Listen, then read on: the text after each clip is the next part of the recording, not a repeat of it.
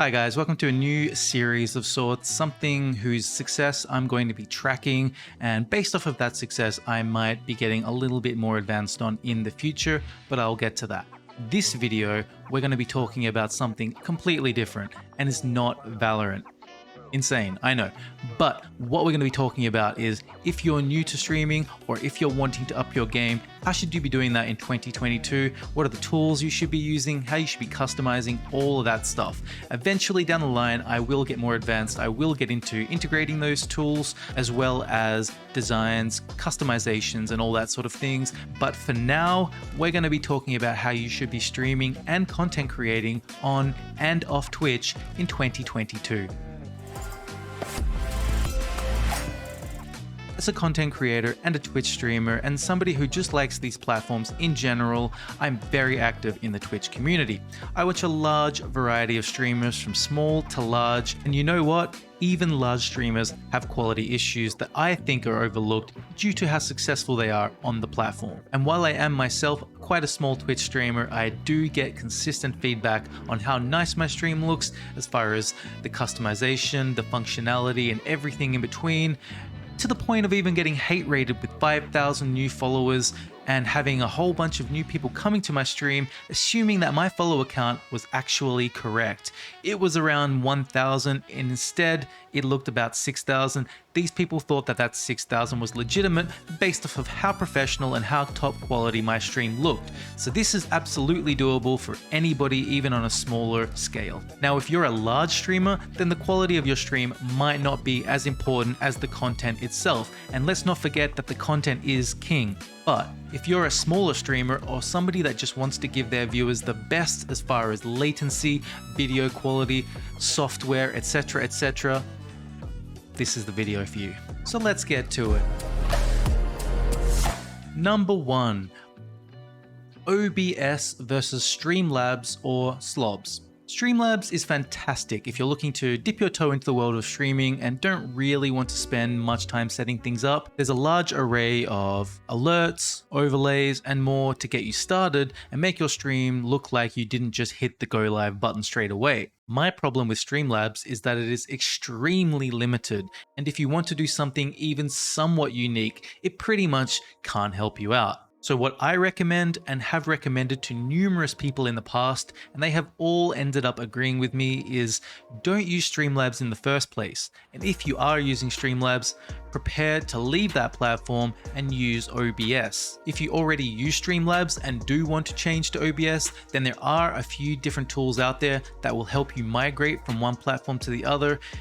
But it's not going to be perfect. You will still have to mess around with things a little bit, tweak things to your liking until you get to the point where you're happy with how everything functions. This is why I recommend starting with OBS as well as something like Streamelements to start with, because it will make your life a whole lot easier in the long run. OBS may seem incredibly complicated, and it is. Compared to Streamlabs, it is somewhat complicated. But trust me, you will learn really quickly and it will become a lot easier after only a few hours. There are countless videos out there that show you how to integrate OBS and Streamelements, so I won't go into too much detail about that, especially because when you watch those videos, you will be stopping and starting quite a bit, so I will leave the description for a few of those that I recommend in the description below. Having said that, I will show you quickly how I have mine set up, just to give you a brief idea of how your OBS can look. Now this might look a little bit weird to you, and it actually is a little bit weird to me because I normally have this entire screen set up on a portrait-oriented monitor, not landscape like it currently is. So normally it looks a little bit different. This screen here, where you can actually see yourself, is usually a lot larger, and then the rest of these things are quite small because you don't really need to be monitoring your audio this dramatically. But just to get through it and just to show you, I will quickly run through. So on the left here, we have your activity feed, which basically covers any new followers, any new raids, subscriptions, donations, anything like that. This is another really easy integration, but something that I highly recommend. It is very simple. Again, I won't go through how to set it up, but I will leave links in the description. What I like about OBS Live is you can actually filter what kind of things that you see. So if you only want to see subscriptions, you don't want to see followers, you don't want to see bits or tips or hosts or anything like that, you can simply just click them off and they will not show up.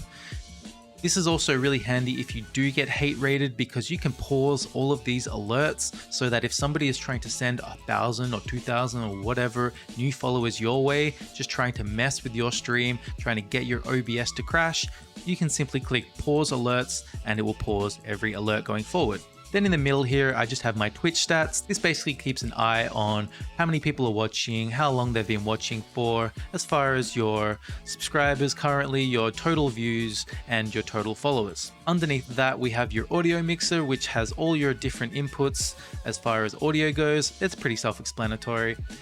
We have the stream chat here, which is pretty self-explanatory as well. This is where everybody in your stream will be chatting and you will be able to see that. Down here is your stream information, and what this is where you edit your stream as far as the title goes and the categories and things like that. You can also use this to raid channels, manage goals. Even if you wanted to do sub-only chat, things like that are completely doable. This one is actually a custom doc, straight from Twitch, because I did not like the one that was integrated. So if you wanted to copy that and do something that's more integrated so that the buttons are just a little bit nicer and a little bit more self-explanatory, you can just go to your view, go to your docs, custom browser docs, and what you do is you go to Twitch and you just copy this exact thing right here, and it will say the URL for it. You just go to your custom docs on OBS, type in whatever name you want, and then put in the dashboard right there. And then that will actually give you this little doc here that you can integrate into your OBS. You can do this for pretty much anything that Twitch has on its dashboard as far as stream chat and things like that. So feel free to have a play with that and see what you like. Then we have the sources. This is pretty much everything that your stream is outputting as far as sources, like your camera or even backgrounds or display captures or any little overlays and things like that. This will be used quite a lot, especially with Streamelements. So we'll come back to that later. Then we have the scenes. These are all the scenes as far as what you just saw when I switched from my main larger webcam chatting screen to this screen here. This is where you'll be swapping in between them. Then we have Lioranboard, which is what I use to pretty much manage my stream. This is basically a stream deck, but completely free. I'll get to that later as well. Underneath here, we have lower thirds. This is just a plugin that's sort of, if you might see down below, every now and then the word soy boy pops up. That just runs that. Not super important. There's going to be a million plugins that you'll be able to find yourselves and integrate fairly easily. And then underneath that, we just have the controls like starting stream, stop recording, start recording, replay buffers, and all that jazz. Now to go back to Streamelements, this is basically the thing that you're going to be using as far as your alerts and all that sort of stuff goes. You can do a lot of these things on your PC, but what I recommend as far as your layout goes is having it set up on Streamelements to take as much strain off of your computer as possible. I have mine set up on my PC for various reasons, but I do have things like my recent followers, my recent donations, recent subscribers, all that sort of stuff on here. You do have a different one of these for every single scene. So this one here is specific to this current screen that you are seeing. The way that you have these set up is this will have a custom URL. And what you do is you go to your sources, you add a browser source, and then you just put the custom URL into that browser source and they will attach. And then anything that you do in here, I'll just show you, for example, let me see. Let's just say that I want to not see that. I'll turn that off, save it. And now above me, the people's names that were there that I just blacked out are now gone. So let me put that back. Let me click save. And then above, the names are now back. So these sort of work in tandem, Streamelements and OBS, much like Streamlabs would work on its own. However, I don't think that Streamlabs does a very good job because it only does a handful of things. So you can do almost anything with Streamelements, you can do almost anything with OBS, integrate them together, and the possibilities are endless. As far as alerts go, this is where you set up your custom alerts for when people want to raid you or subscribe or follow or anything like that. So let's just take my follower alert for example. You might click on here, you can set a video, you can set an image, you can even input audio and things like that. And then whenever somebody is going to follow you, whatever you have put into this media here, as long as you have saved it, of course, will appear. I could speak about Streamelements all day, but what I recommend is finding an overlay on a website like Nerd or Die, or if you want to pay for an overlay, there are some really nice paid overlays out there on Etsy and various websites. Go to them. They will have instructions on how to set them up with Streamelements if they're good. Even the free ones will have a lot of instructions on how to set them up. It's very easy to integrate it into Streamelements. Once it's in Streamelements, you just play with it until you customize it to your satisfaction. Now, a few things I want to go over are quality.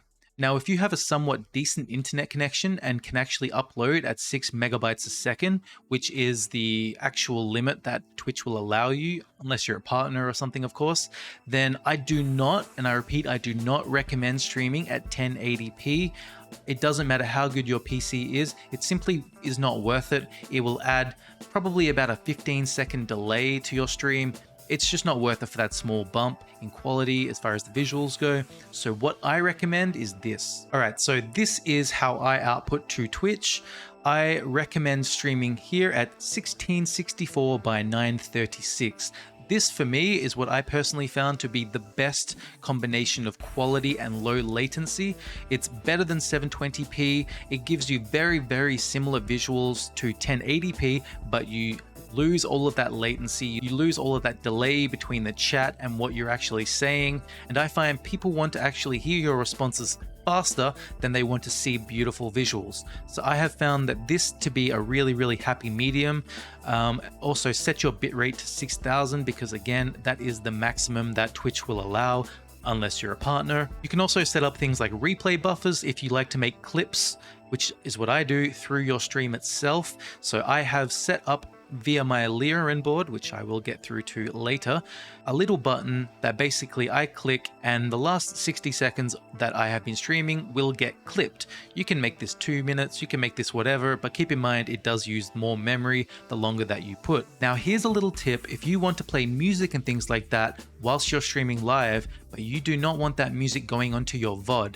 Now this is a little bit of a touchy subject, so I'm just gonna quickly go over this so that I don't get in any trouble. But basically, you have your audio track number 1. Now this is pretty much all of the audio that you output as far as your talking, as far as your in-game or your music.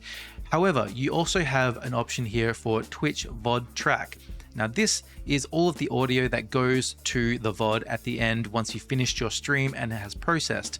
I put this at number 6 and simply have it set up so that all of the audio that I want to go to my VOD is on number 6 here.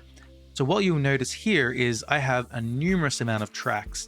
Now, anything that's track 1 is something that is going to be going to your live audio stream and pretty much everything like that as far as your microphone, your in-game sounds, etc, etc.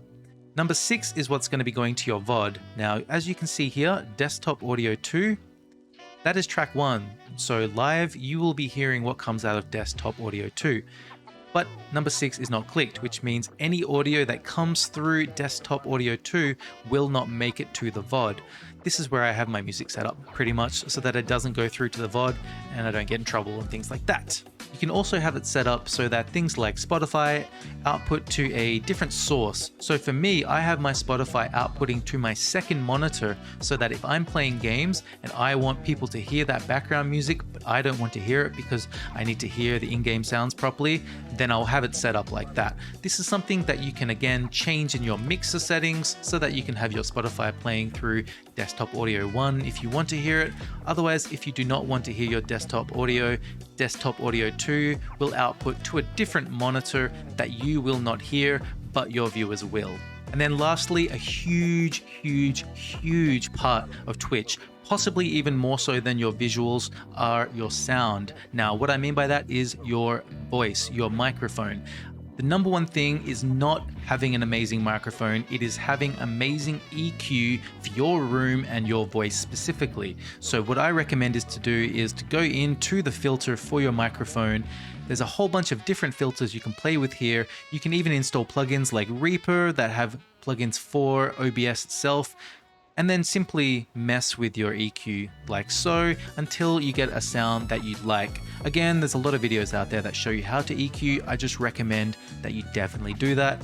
You should probably get a compressor as well as a noise gate and noise suppression. And I do recommend having them in this sort of order because it does have an impact on how your audio will sound. Again, there is a lot more information out there as far as the setup goes, but for me, what has worked is suppression, noise gate, EQ, and then compressing all of that at the end before it goes through to you guys. Number 2 is a Stream Deck. Yes or no? In my opinion, going out there and paying $200 or $300 for a Stream Deck is 100% not worth it. These things are really, really, really good. However, I think that they are incredibly overpriced for what they do. So what I recommend is, do you have an old tablet? Do you have a laptop? Do you even have an old phone that you can use? If the answer is yes, then you have a Stream Deck, and it's for free. It's for free. And I'm going to show you how. I've been using a program called Lioranboard for about 6 months now, and honestly, it's amazing. I can change my scenes, I can change my sources, I can turn things on and off, I can trigger filters, I can do almost anything from my tablet with this free piece of software. So shout outs to the people who developed Lioranboard. It is really, really good, as well as the Lioranboard Discord. If you have any questions, I have found them to be incredibly helpful. So this is what my Lioranboard looks like. This gives you an idea of how I manage my stream. Now this is basically how my tablet looks. So you have main here, which is my main chat. Chat, as far as the slightly larger chat, you have close-ups and things like that, which is just an effect. This is my clip button, which I use in conjunction with the replay buffer I was talking about if I want to make any clips. You can mute Twitch, you can mute Discord, you can end your stream, you can start your stream. These are a few of the things that I have integrated into my channel points. Pretty much, you can do anything with this. I even have it set up so that when somebody raids me, it does this.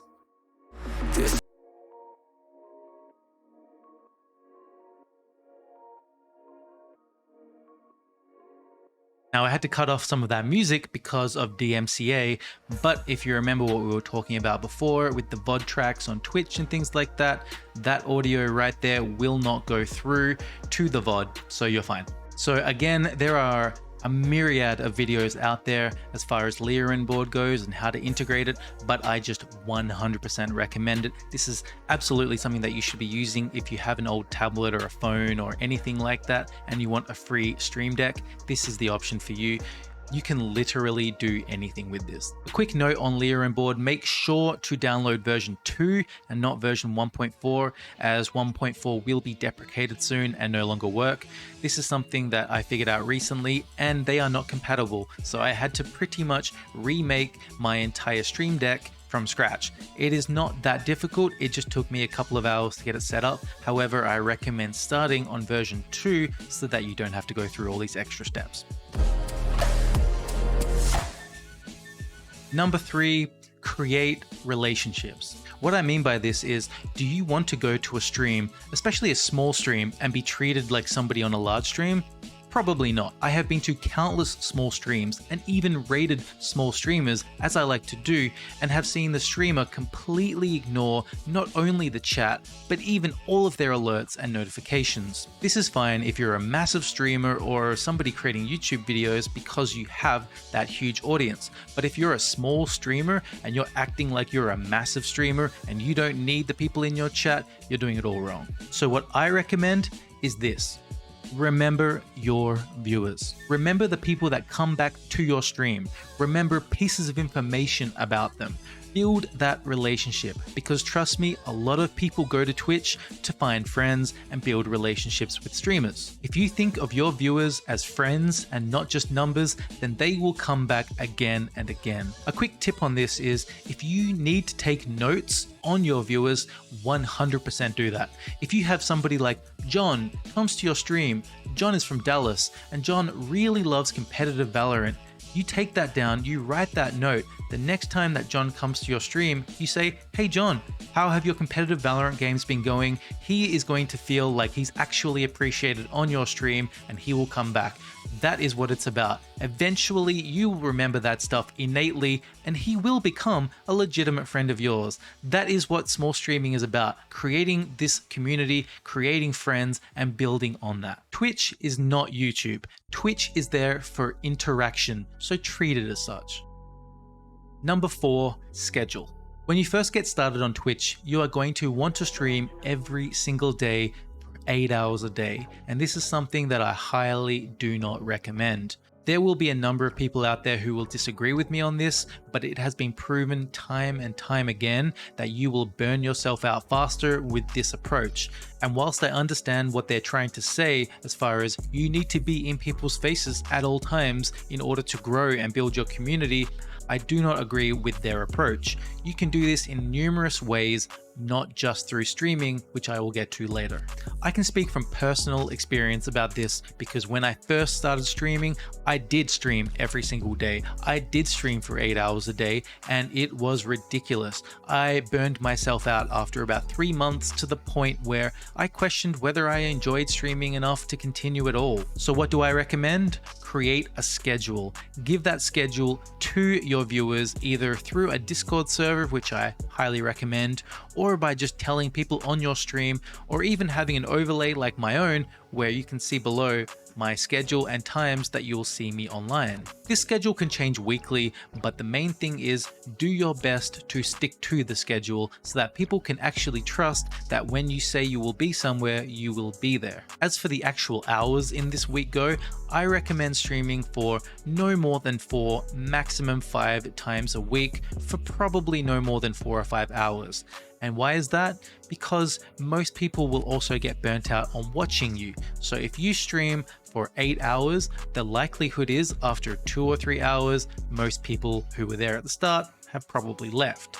But if you're streaming 4 or 5 hours, the likelihood is people who really like you will actually watch the majority of that stream. This also gives you the ability to stream at your best for 4 or 5 hours because you want to be having as much fun and interacting with your stream as much as possible. If you do this for an extended period of time, you might find that you get burnt out and just start ignoring your chat altogether because it's too much to handle. So 4 or 5 times a week for 3 to 5 hours is what I would recommend. If you take this approach, you will find that you actually have more energy for your streams, you're more excited for your streams, and the simple psychological effect of if you're streaming every day, people will get a notification that you've gone live and they will look at it and they won't even really react because Soyboy might be streaming right now, but I know that he's going to be streaming tomorrow and the next day and the next day. So if you stream 4 times a week, they see Soyboy is streaming right now. Well, he might not be streaming tomorrow. Let me check his schedule. He's not. All right, I like Soyboy. I want to watch his stream now then. And this all leads on to the extra hours that you create. And what should you do with those hours? Let's see. Number 5, other platforms. Yes or no? Yes, the answer is 100% yes. Twitch is great, however, it does have the one flaw that is if you are not live, you are not being seen. This is something that I was talking about earlier, and whilst I do agree that the more you can get seen, the faster you'll grow, the faster your community will grow, that doesn't have to be just on Twitch. So what do I recommend? I recommend a combination of Twitch, YouTube, Discord for your community, as well as TikTok for all of your highlights. But here's the thing, you have to post content to that platform that is applicable to that platform. There is absolutely no point in making highlight videos for YouTube if nobody knows who you are. But you have an amazing tool like TikTok that has a really good algorithm for discoverability, so use that for your highlights. Create 30-second videos, 1-minute videos, post those on your TikTok, and you are much more likely to be seen than if you post those on YouTube. So the general format that I think is a really good way to tackle this is this. Twitch is where you stream. This is the heart of your business. And I say business because once you start streaming, it is a business. Once you start making money, it is legally a business. So like I was saying in the previous point, stream for 4 or 5 days a week. And then what should you do with the rest of your time? YouTube. YouTube gives you a better chance of growing because people can watch it whenever they want. They can't really pause your stream, but they can pause your YouTube videos and rewatch them a little bit later on. This is especially useful if you live in a slightly weird time zone like I do, being in Australia, so it gives people the opportunity to actually see your content when they can. As far as the content goes for YouTube, it all depends on what you stream. Now, if you play a niche game or any game really in particular, what you're going to be wanting to do is creating useful videos that people will actually get value from. So create instructional videos, create how-to guides, create anything that's actually going to bring value to your viewers and make them want to go to your Twitch and watch you live based purely off of how useful your information is. Now, the last two options are Instagram and Facebook. Instagram has a terrible algorithm if you want to get found, especially if you're new. So I pretty much do not recommend Instagram in general. Facebook, no. I do not recommend Facebook as a platform, let alone a platform to grow. It is simply a platform for ads and crazy types of people to spread misinformation. I just don't recommend it. Now, a last tip on TikTok is this. This website is called Streamladder, and what Streamladder does is pretty much takes the highlights that you have created and clipped from your Twitch, and it makes them in a more vertical way for phones so that people on TikTok can actually watch them the way they're supposed to be watched. So what you're going to want to do is just simply find one of your highlights. Let's just say this one here. And it actually splits how your webcam and the content itself will look. This is all personal preference, but I find the split option here, which is free, to be the best looking. So here you select where your webcam is. You can crop that however you like. You can make the video as short or as long as the clip itself, depending on the content. Hit accept. Then here is where all of the actual game content itself goes. This is centered by default, so I just like to leave this as it is because most games are centered. Hit accept. This is how your content is now going to look. This is what people on TikTok will see, and it looks great in my opinion. Hit finish. This will transcode that video. It will give you a download link. Download the video, upload it to TikTok, and you have an amazing TikTok video that is much more likely to get thousands and thousands of views than any highlight video on YouTube. So there you have it.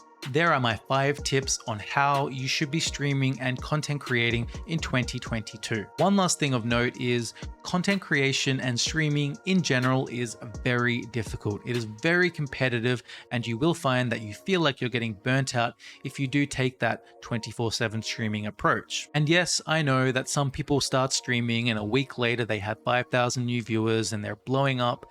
This is an anomaly. This is not the average, and this is not how you will find most people's careers on Twitch will go. So like I have said, take it slow, be consistent.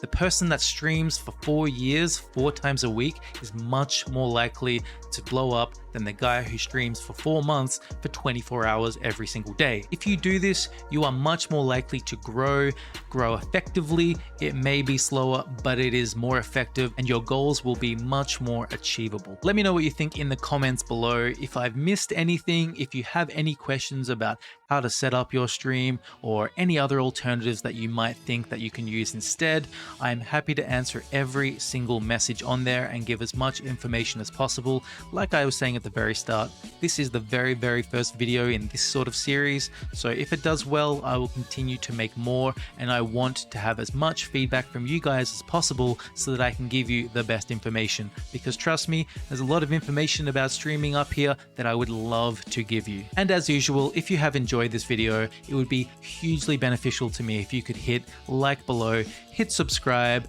help me get my custom URL, which hopefully should be coming soon, and then I might even see you all on Twitch. Have a nice day, everybody. Thank you so much for watching my video, and I will see you next time.